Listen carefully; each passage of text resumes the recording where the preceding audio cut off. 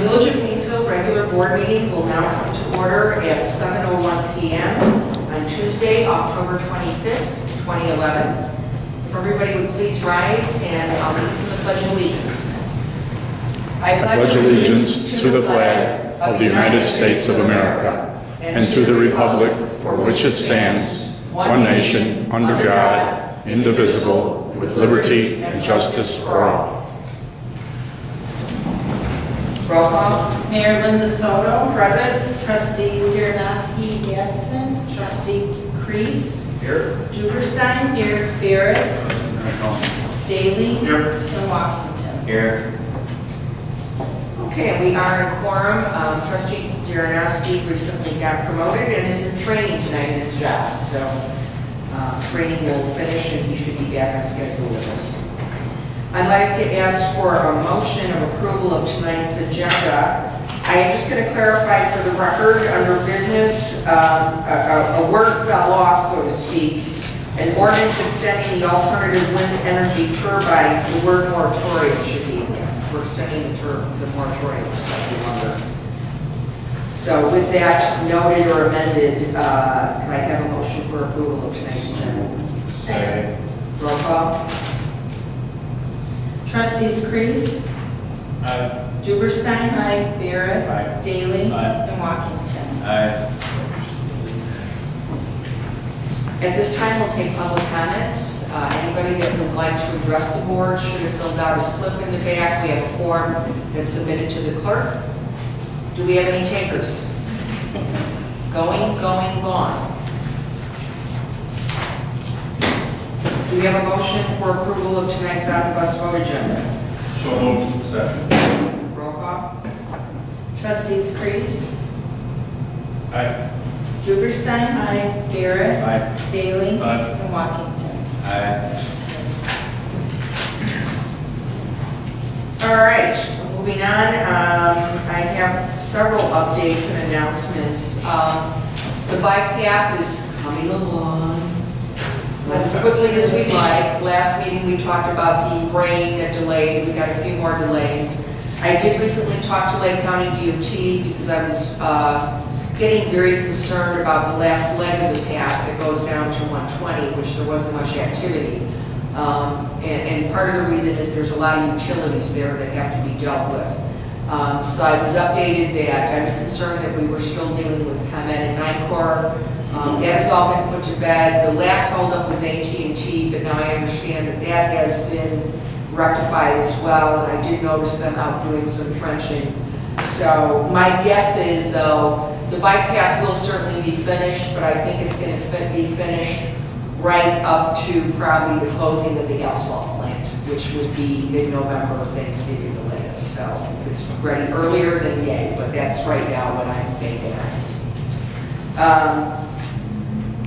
Jeff Gaby, our Public Works Superintendent, attended the Illinois Public Works Mutual Aid Conference for a couple days last week, and so he will be bringing us some updates at the November board meeting. He said it was very worthwhile. A lot of good information with the economy and a lot of different cuts. I think we have to rely on mutual aid more than ever, and you know, the predictions for winter are kind of rough. We hope that maybe it won't live up to what they're saying, but we're expecting maybe not as much snow, but maybe as much. But what we are expecting is more frigid temperatures. So take that note and make sure you check your furnaces before it gets too cold. Also on a public works note, there is some crack sealing going on roads in Deer Point. A CTY call went out last week. Again, it did start because of the rain. They did start some work this morning, stopped because it started to mist or rain a little bit. That will be going on as weather permits the next few days. Also wanted to mention that last Thursday, I attended the Lake County Municipal League meeting that was held at the Lake County Department of Transportation. Jeff Gaby, the Public Works Superintendent, and Trustee Crease, Chair of Public Safety, attended with me.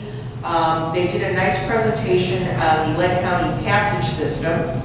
and the company that provided the equipment, Traffic Control Corporation, did a presentation to us. This is a 3-phase project. Phase 1 and 2 have just been completed. What I passed out to the trustees, and I have extra copies here that you're all in the audience welcome to take.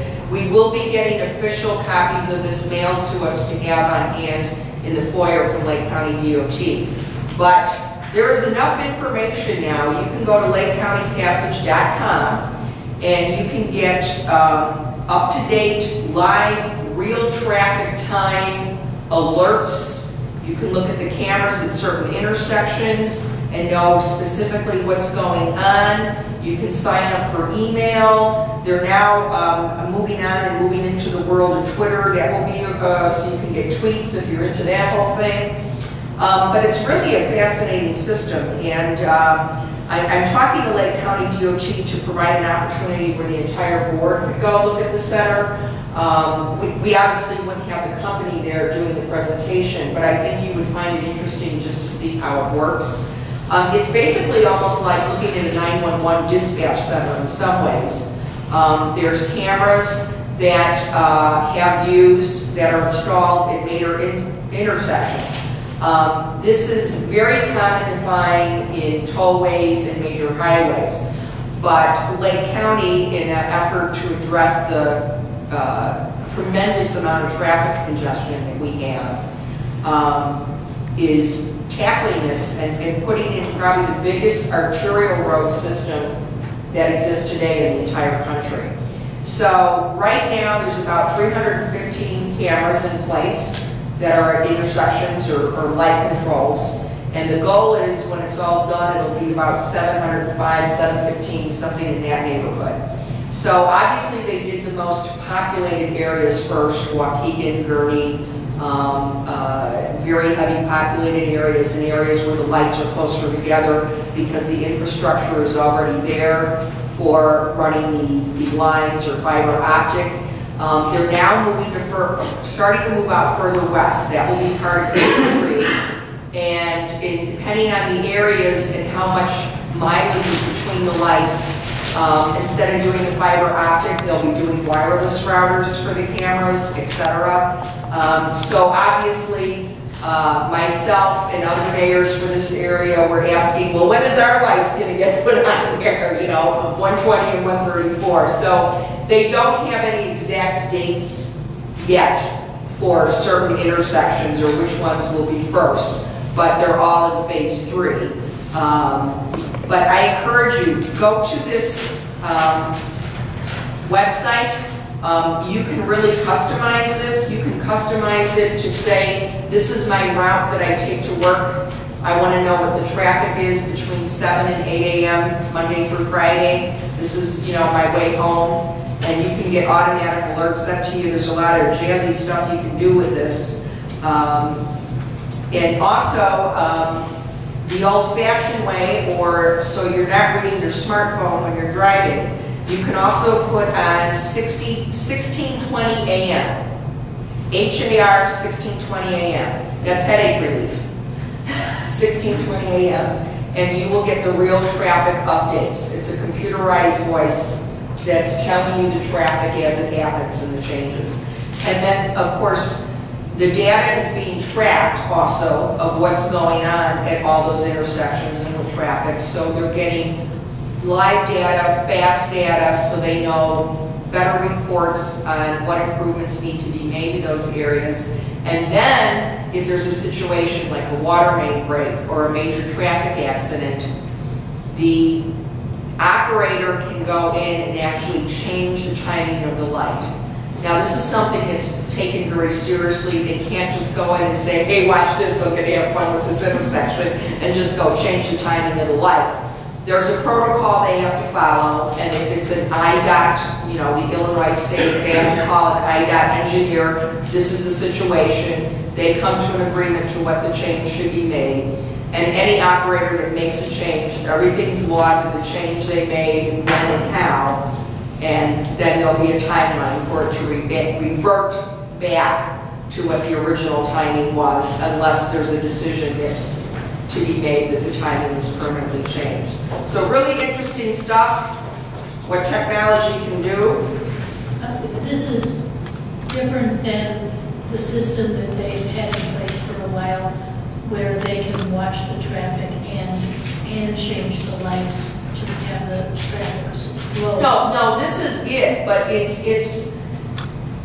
was so small in the beginning. What they're saying is phase 1 and 2. What's exciting about it, we got all excited about it, and then when I first looked at it, it was like, okay, well, I rarely travel on those intersections, so it doesn't mean much to me.